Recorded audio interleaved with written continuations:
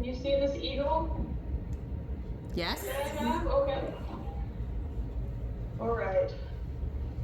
Loyal subjects of the United Imperium of the Americas.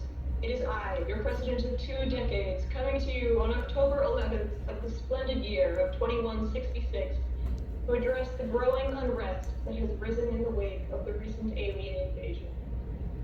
Some of you may have thought me deceased after the terrible news of Washington's vaporization spread across our beautiful nation.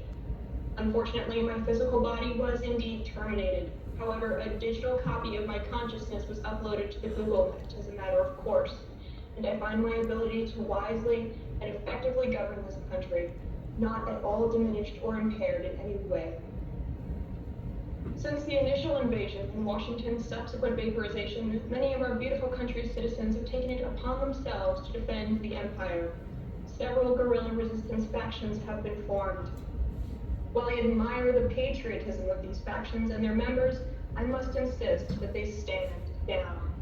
The aliens vastly outnumber us, and all attempts thus far at repelling them have resulted in the total annihilation of the humans involved. The aliens possess advanced weapons technology greatly superior to our own and have no qualms with destroying entire civilizations should it suit their purposes. Thankfully, the aliens are only here for our planet's resources.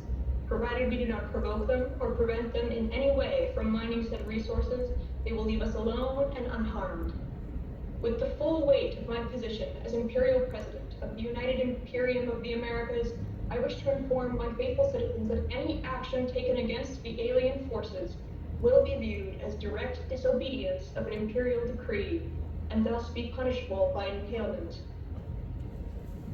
While this punishment may seem to be an extreme and possibly even unreasonable response to what can only be construed as valiant patriotism in the face of invasion, every excellent strategist knows that part of excellent strategy is knowing when to surrender.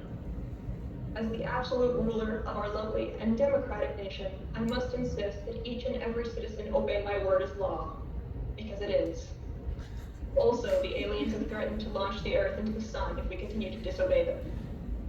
On a more hopeful note, I, amongst other members of the imperial household, view this invasion not as a tragedy, but as an opportunity for our country's unimaginable growth.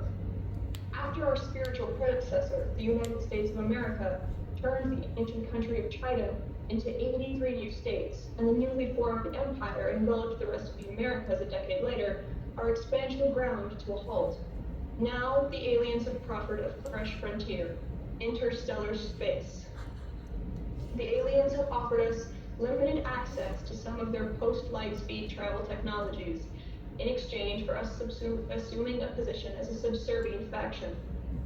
While I understand that the strongly American sensibilities of my citizens may be rankled by such a turn of events, I strongly encourage them to see this as the opportunity that it is. This is a chance for the United Imperium of the Americas to expand its reach beyond any ever before held by any nation. Even our utmost political rival, the Republic of Microsoft, has failed to make this leap. With help from our alien overlords, humans will become an intergalactic species of universal importance. However, citizens, such a change begins with you.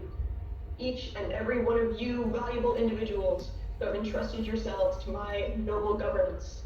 I encourage you to pack your bags, make your way towards the nearest tractor beam, and become members of a new generation of American heroes. Thank you.